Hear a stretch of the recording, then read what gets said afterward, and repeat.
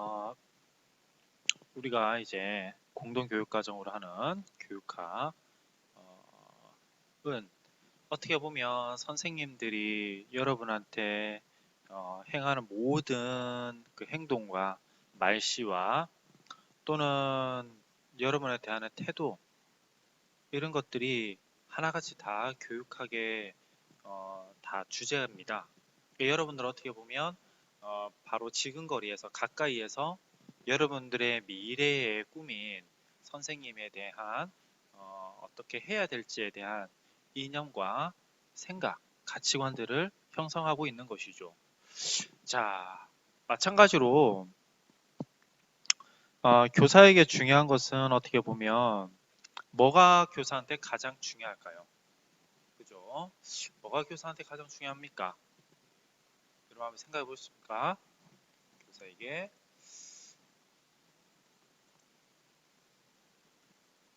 교사에게 중요한 것은 이렇게 한번 제가 한번 이렇게 한번 넣어보겠습니다. 교사에게 중요한 것은 그죠? 뭐가 교사한테 중요할까요?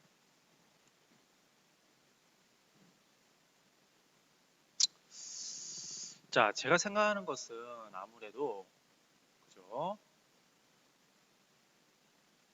무엇보다도 교사한테 중요한 것은 맞습니다.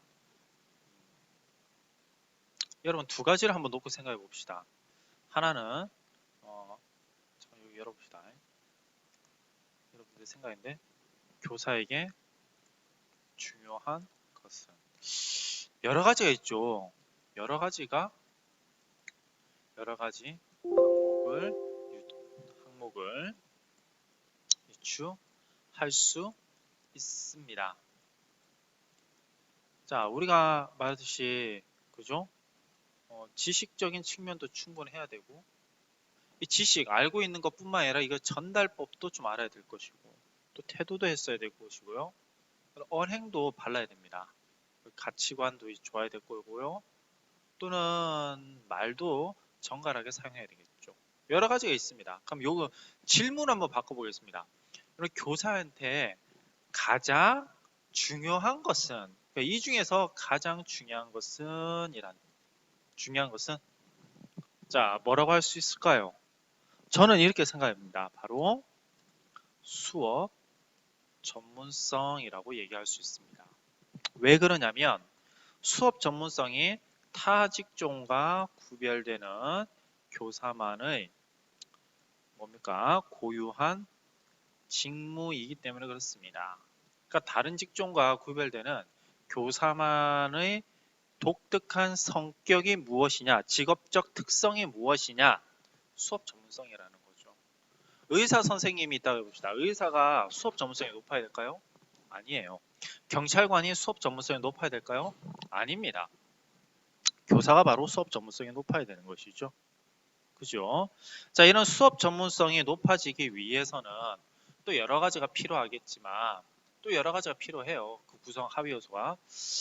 제가 느끼기에는 무엇보다도 이 수업 전문성을 위한 그죠? 수업 전문성을 위한 배경 이론적 지식이 바탕이 되어야 된다라는 뜻이죠.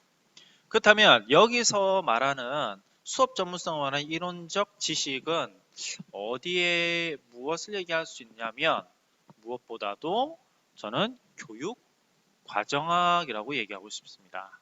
그렇죠? 자, 이를 위해서 진짜 필요한 것이 무엇이더냐? 교육 과정론이더라라는 뜻이죠. 자, 이 교육 과정론은 앞서 제가 얘기 드렸듯이요. 그죠? 커리큘럼과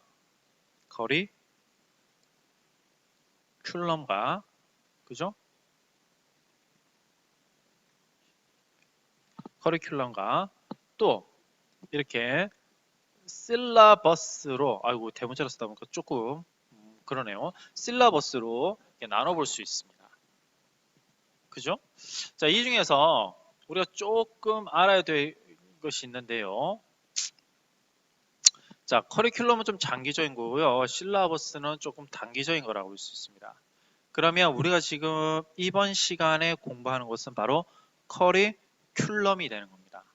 근데 이것을 본격적으로 공부도 하겠지만 자, 바로 요 부분들이 오늘 배우는 부분들이 커리큘럼인 거예요. 커리큘럼. 자, 그렇다면 커리큘럼은 뭐냐?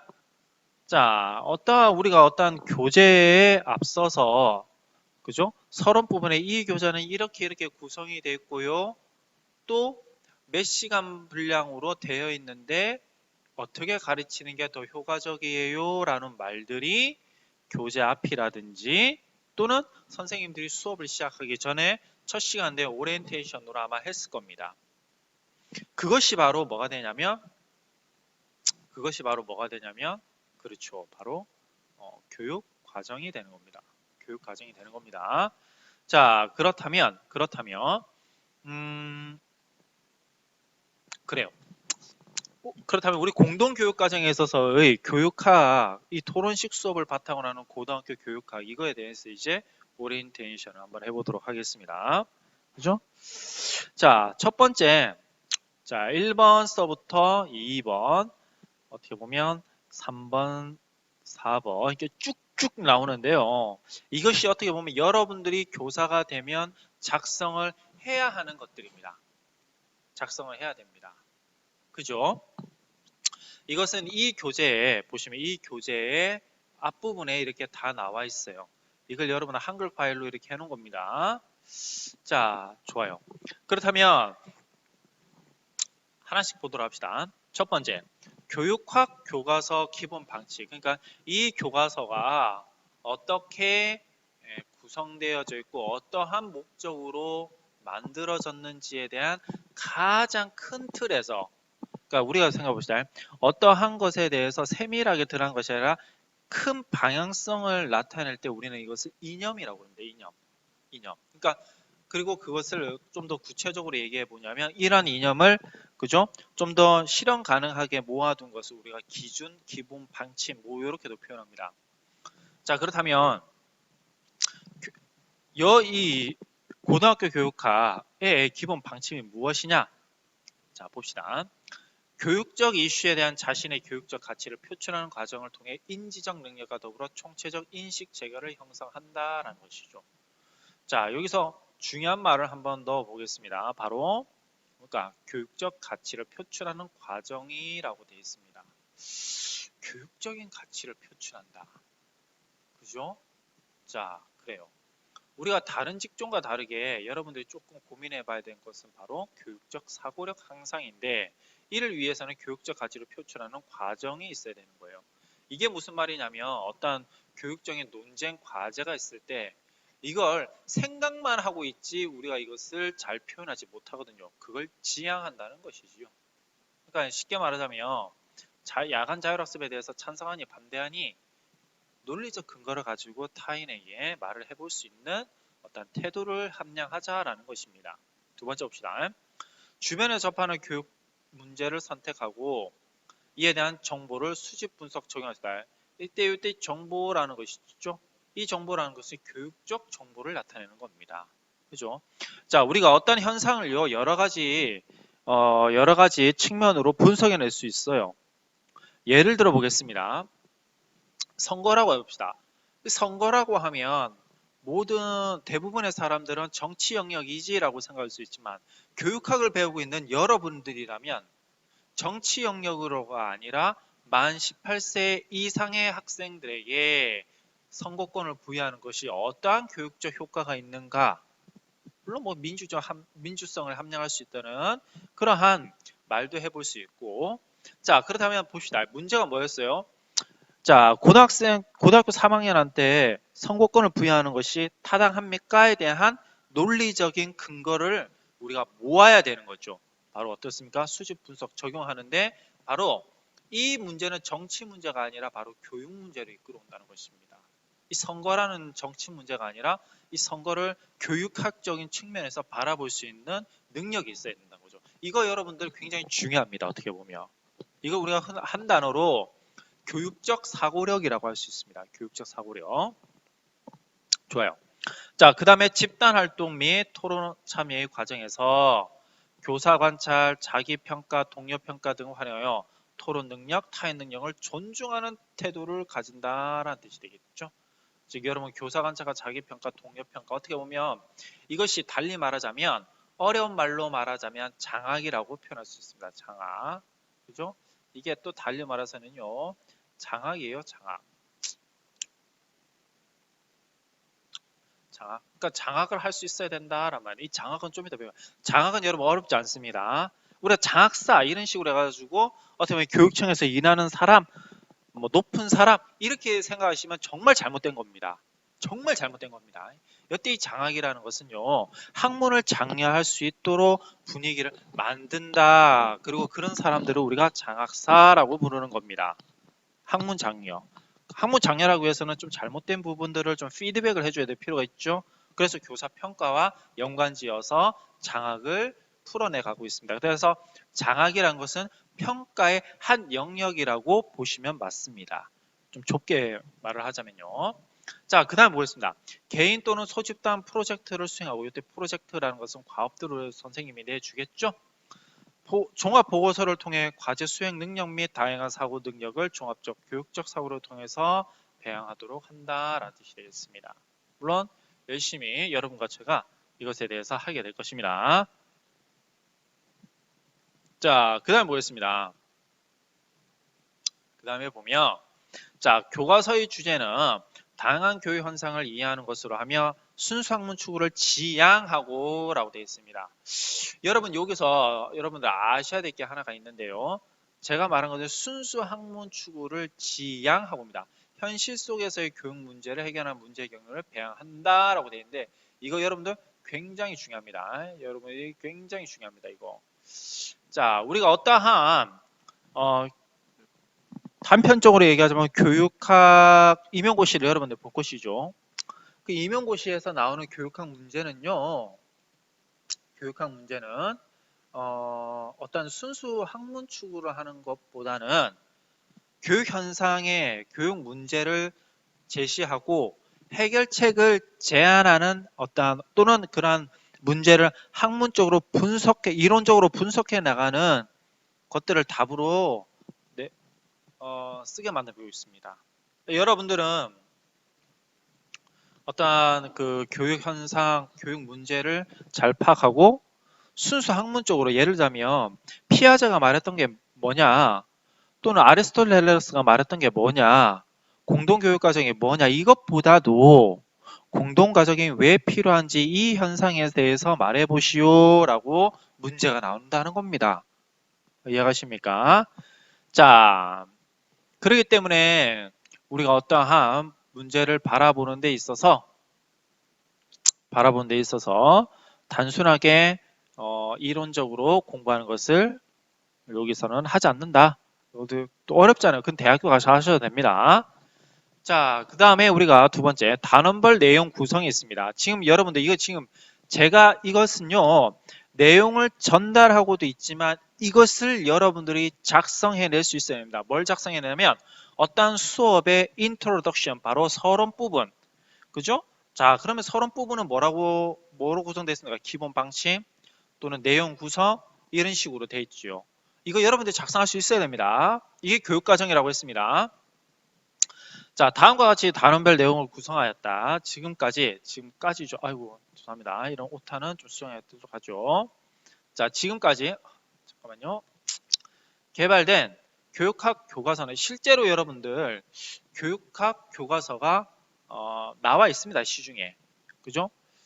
자, 제가 알고 있기로는 2018 버전도 아마 나와 있는데요. 그죠? 경북대에서 이제 경북대 교육학과 교수님들이 주축이 돼서 나와 있는 교과서가 있어요.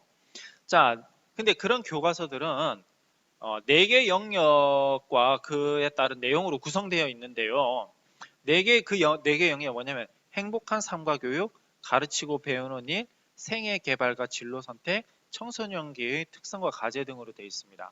간단하게 그러면 그 4개의 영역이 어떠한 4개의 영역이 어떠한 내용으로 구성되는지 보겠습니다. 행복한 삶과 교육이란 것은 처음에 행복한 삶이란 어떤 것인가 라고 물어보는 것이고 자, 우리 삶에서 교육이 가지는 의미는 또는 교육은 어떻게 이루어지는가가 구성되어 있습니다. 두 번째, 가르치고 배우는 일입니다. 학습은 어떻게 이루어지는가? 훌륭한 가르침은 어떤 것인가? 나는 교육의 여러 문제와 현상을 어떻게 이해할 것이며 어떤 교육관을 형성할 것인가에 대해서 말한 거죠. 가르치고 배우는 일, 그렇습니다. 생애개발과 진로교육, 어떻게 말하면 이 부분이 평생교육론과 일맥한다라고 할 수 있는데요. 나는 누구인가? 나의 적성은 무엇인가? 그렇죠? 생애개발과 진로 선택을 올바르게 하려면 나의 인생 설계는 이런 식으로 해서 주제를 구성되고 있습니다. 자, 다음에 청소년기의 특성과 과제 한번 보겠습니다. 청소년기의 특성은 무엇이며 청소년기의 관심과 고민은 무엇인가? 청소년기의 문제를 잘 극복하고 성숙한 자아 실현이 되려면 무엇이 필요한가 등등에 대한 내용을 청소년기의 특성과 과제에 대해서 다루고 있죠. 물론 97년도에 처음 나왔고 교육학 교과서가 이에 대한 비판이 지금도 끊임없이 제기되고 있습니다. 과연 이것이 고등학교 학생들한테 필요한 것인가? 그죠? 자, 7차 교육과제의 교육학 교과서는 고등학생들이 전문 과목으로 배울 수 있는 수준으로 내용이 구성된 장점은 있어요. 이게 또 한편으로 많은 비판에 직면되어 있는데 실제로 말하자면 현대의 시대상을 잘 갖춰놓고 있지 못하다라는 것이죠. 97년도부터 그 내용이 약간 개정이 되긴 했지만 18년도, 2018년도까지 나온 그 내용이 별반 차이가 없습니다. 그대로 그냥 인쇄만 재인쇄했다고 보시면 됩니다. 자, 그렇다면 지금 평생교육이라든지 4차 혁명에 맞춰서 내용이 계속 추가가 되었죠. 젠더 문제라는 것도 그렇고요. 이런 것들을 다 담아낼 수 있었냐? 그렇지 못하다는 것이죠. 옛날 교과서라는 것입니다. 옛날 교과서, 옛날 내용이라는 거죠.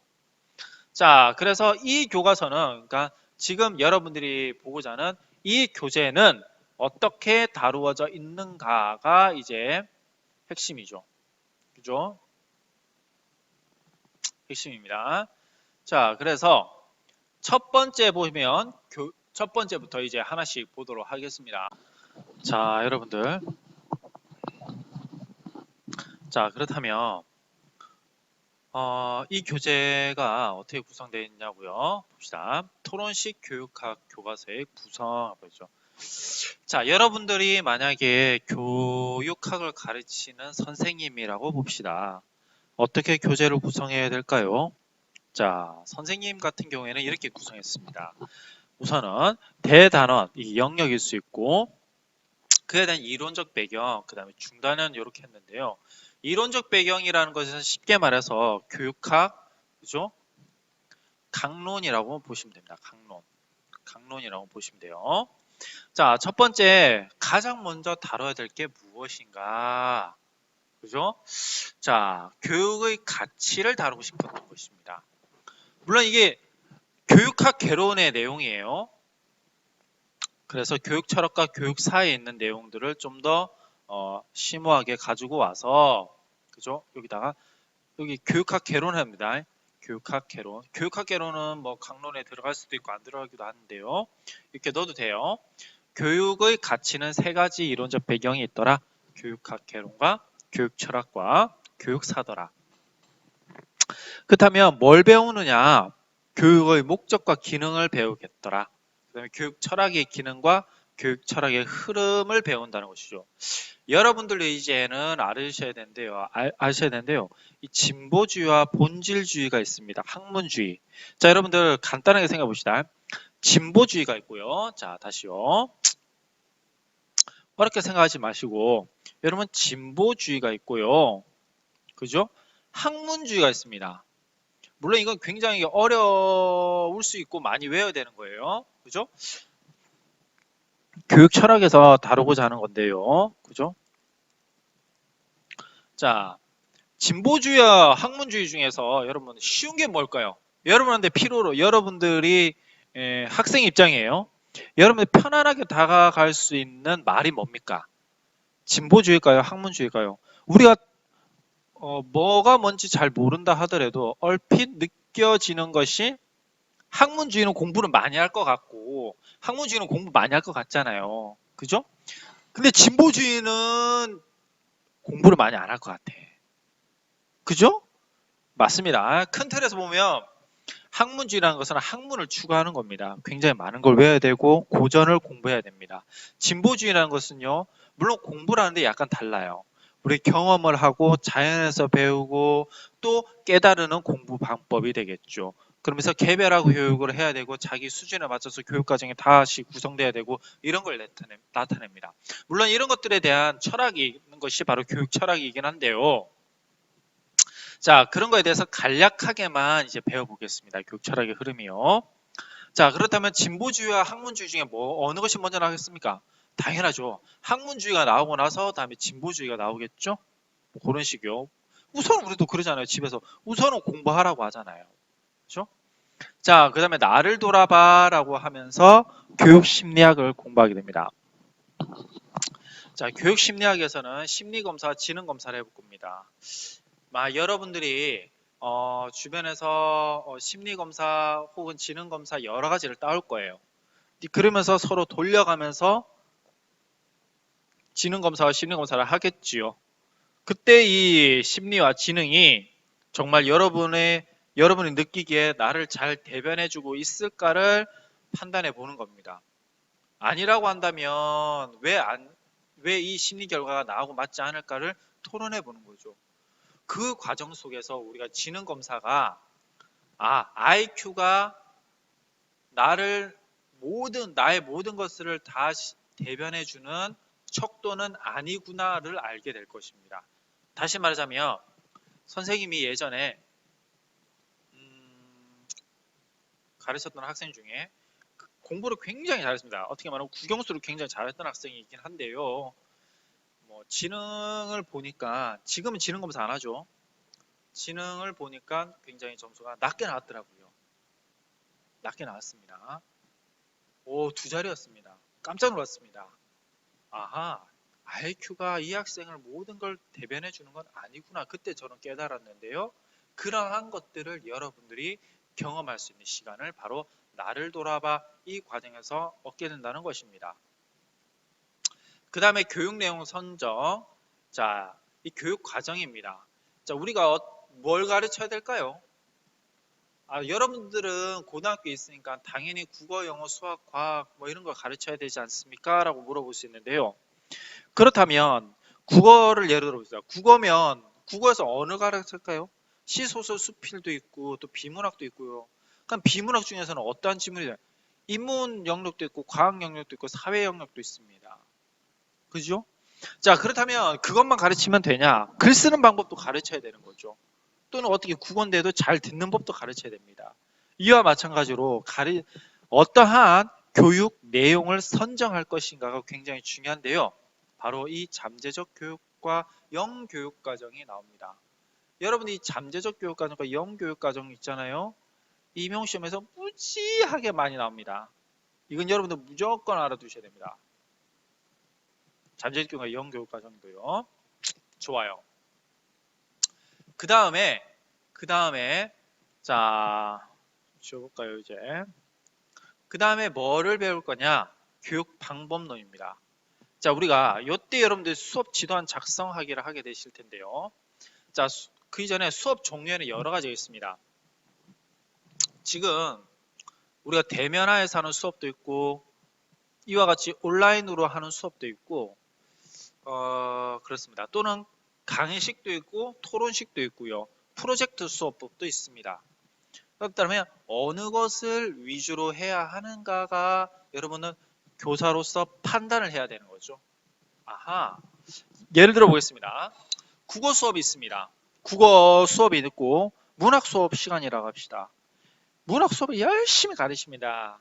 그죠? 이 밑줄 한번 커볼까요? 이것은 이런 뜻이고요. 이건 이런 뜻이에요. 외우세요. 이렇게 하면 문학적 소양이에요. 막 뿜뿜 일어나면서 막 시를 적어낼 수 있을까요? 아니라는 겁니다. 아니라는 거죠. 즉 교육 내용에 따라서는 교육 방법이 달라진다는 것입니다. 다시요. 굉장히 중요한 말을 했습니다. 선생님께서 지금 제가 굉장히 중요한 말을 했어요. 자, 교육 내용에 따라 교육 방법이 달라진다가 되는 겁니다. 그죠? 우리는 이미 교육 내용을 앞전에 배웠다고 했었죠.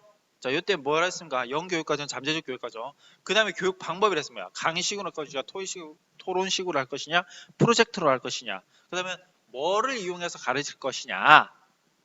그죠? 자, 이런 게 순서가 있는데, 여러분 여기 보시면 알겠지만 이것이 그냥 대충 하는 것이 아니고 이렇게 순서를 가져 있는 체계화로 이루어져 있습니다.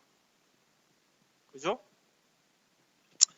자, 그렇게 하면서 여러분들이 수업 지도안을 작성해보고 실제로 교직 윤리를 바탕으로 해서 이때 여러분들 하면서 우리가 지도안 작성도 하지만 이것에 대해서 이제 수업 실현도 할 거예요.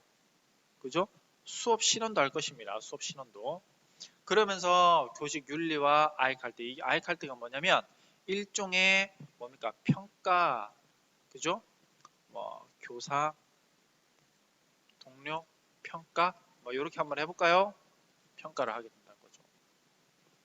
그 다음에 교육 행정에서 뭐 교육 기관이라든지 스마트 교육, 아무래도 이제 온라인 수업이 활성화되다 보니까 이런 스마트 교육도 여러분들 좀 잘 알아야 될 필요가 있죠.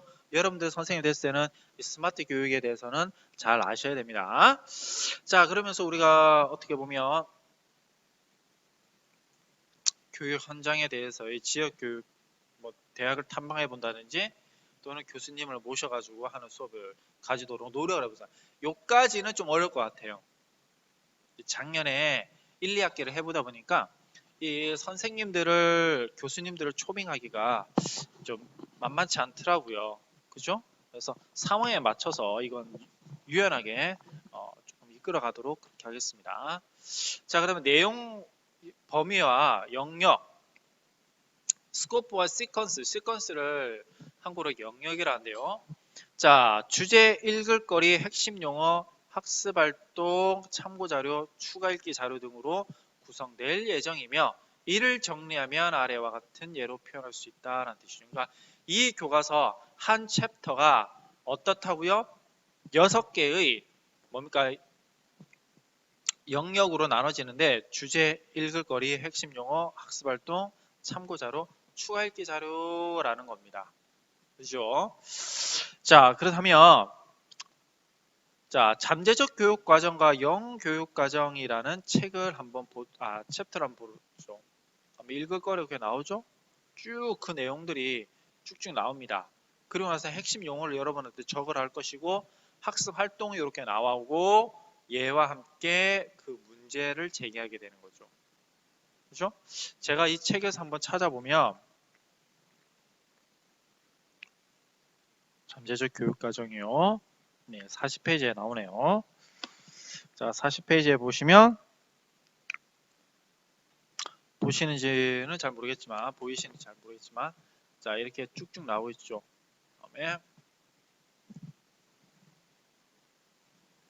읽을 거리는 여기서 불은어에 대해서 나오고 있죠. 불은어에 대해서. 불은어 역시 뭐 임용고시에서는 뭐 단골 그죠?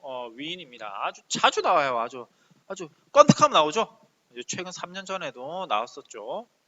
자, 그러면서 각 차시별 학습 목표에 대해서 우리 한번 생각해 봅시다. 자, 교육의 목적과 기능이 중단원에 나오는데 그럼 이 중단원에서 실제로 뭐를 배우느냐, 그죠? 그런 내용들이 나옵니다. 이게 좀 부분 채워서 하도록 하겠습니다. 자, 그 다음에 1차시 수업은 우리는 어떻게 진행되느냐, 이 강좌는 고등학생의 교육학적 사고력을 배양하는 근본 목적을 지니고 있기 때문에, 그죠? 교육학이라고 하면 교육학도 뭐 교육적도 됩니다. 자, 다양한 교육학 주제를 사회 현상에서 학습자 스스로 선정하고 여러 매체를 이용하여 그 현상의 문제를 파악하는 방식으로 구성된다가 되는 것이죠. 자, 이 부분이 굉장히 중요한 부분입니다. 사회 현상을 교육학적으로 바라본다는 것은 사회 속의 여러 문제를 교육학적인 이론을 배경으로 해서 비판하고 내 의견을 제시하면서 거기서 제기되어지는 문제를 해결해 나간다라는 말이겠죠. 이 관수에서 개별활동, 짝활동, 모든 활동 등을 통하여 다양한 수업 교수 기법을 사용할 예정이며 대학교 교육학과 교수님을 초빙하여 교육학 교양에 대한 지식을 확충하도록 한다. 그러면서 이렇게 되더라라는 뜻이겠죠. 거죠. 맨 처음에 여러분의 수준을 파악하고 전자시 확인하고 동기 유발하고 그래서 요번에 뭐 배울 거다. 근데 자료 추출하고 조직 발표하면서 이론 강의하고 이렇게 사회현상 토파보기. 사회현상 토파보기라는 것은 이와 관련되어 있는 신문 같은 데 기사들이 많이 나와 있습니다. 그 기사들을 읽어보는 것이 되겠죠. 그죠? 읽어보는 것으로 하고요. 자, 그렇게 하면서 각 조를 나누어 주제에 대한 찬반 입장을 정리하고요. 토론하고 발표하는 시간을 갖는다라고 되어 있습니다. 그렇다면 아까 얘기했죠. 사회현상 토파 읽기나 인문기관 읽기 뭐 이런 것들이 나오는데 그러면 뭐를 봅니까? 누구를 탐색해 보는 겁니까? 봅시다. 자, 교육학개론 교육철학에서는요. 이런 것들이 다루고 있는데 소크라테스를 조금 우리가 생각해 보도록 하겠습니다. 그리고 9시 등교와 유아 교육에 대해서 토론 과제로 사회현상 토파 읽기를 하는데 유아 교육에서 여러분들 그러겠죠. 과연 사립 유치원 개인의 재산으로 치부되어질 수 있는 그러한 사립 유치원에 국가가 강제해서 회계 시스템인 에듀파인을 쓰라고 하는 것이 정당한가? 굉장히 민감한 문제거든요. 지금은 물론 70% 이상의 사립 유치원이 국가에서 시행하고 있는 에듀파인을 쓰고 있습니다. 근데 그기 위해서는 굉장히 많은 논쟁거리가 있었죠. 자, 그에 대해서 알아볼 거고요. 그다음에 교육의 흐름에서는 아무래도 교육사적 측면인데 사립학교의 발달, 교권과 학생 인권이라는 측면에서 한번 다뤄보도록 하겠습니다. 여러분들도 그랬죠?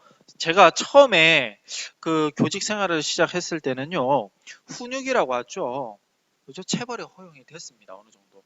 이게 법적으로 허용된 것이 아니라 사회적으로, 암묵적으로, 관습적으로 교사가 학생을 지도하는 데는 약간의 체벌은 허락되구나. 근데 이것이 폭력하고는 약간 다릅니다.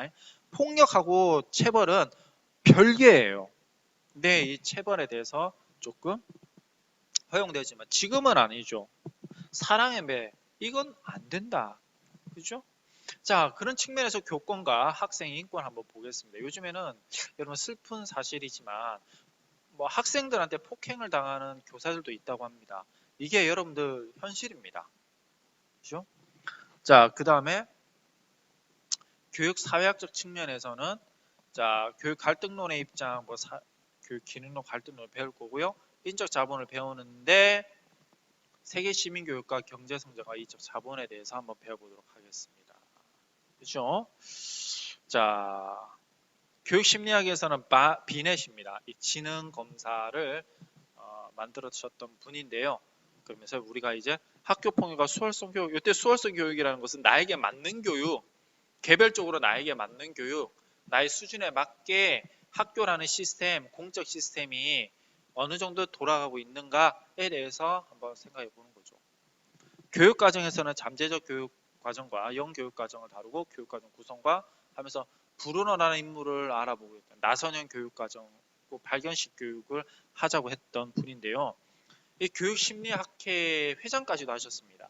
굉장히 입지점적인 인물인데요. 그러면서 고교 학점제와 교육 과정의 변화에 대해서 한번 신문의 기사를 알아보도록 하겠습니다. 교육 방법은 수업 방법의 종류와 지도안 작성하기인데 레프 비고츠스키 올해 임용고시에 나왔죠. 올해 임용고시에 나왔습니다. 교육 과정에 대해서 비고츠키 교사론 그러면서 여러분 지금 현재의 담임 선생님에 대해서 한번 이렇게 말하면 송구하지만 한번 분석을 해보자는 거죠. 그죠? 분명히 분석이라는 말은 여러분들 부정적으로 들릴 수 있겠지만 앞으로 나아가야 될 방향을 제시한다는 점에서 굉장히 긍정적인 의미도 내포하고 있습니다. 우리 담임 선생님들이 이렇게 좀 나쁘게만 보이는 건 아니죠? 그렇습니다. 그러니까 좋은 점을 한번 알아보자. 그죠? 자, 그러면서 고교 무성교육과 교원능력 개발 평가에 대해서 한번 알아보자. 교원능력 개발 평가가 굉장히 매년 10월 달이면 참 이제 학생들이 평가를 하게 되고 또 선생님들이 그 평가를 읽으면서 좋게 될 수도 있지만 한편으로는 사기가 굉장히 떨어질 수 있거든요. 그런데 당초에는 어떠한 의미로서 교능력 개발 평가가 있었는가? 평가라는 게 참 부정적인 어감으로 강압적으로 다가오긴 하지만 방금 얘기했듯이요. 분석, 평가 이런 말들은 향후 나아갈 수 있는 지표를 또는 그 방향을 설정해 준다는 측면에서 굉장히 긍정적인 의미를 가집니다. 여튼 자, 교육 행정에서는 교육 학령 인구와 소프트 교육과 기업 교육 실제에서는 교육 현장이라고 합시다. 실제가 뭐좀 이런 제자가 아니죠. 여튼 교육학 교수님 수업을 듣던지 안 듣던지 간에 사교육과 스카이캐슬의 드라마 한번 분석 이렇게 한번 해보겠습니다. 자, 자 이렇게 해서 비평함을 글쓰기로 하면서 되게 됐죠. 그래서 아직도 저에게는 꿈이 있습니다.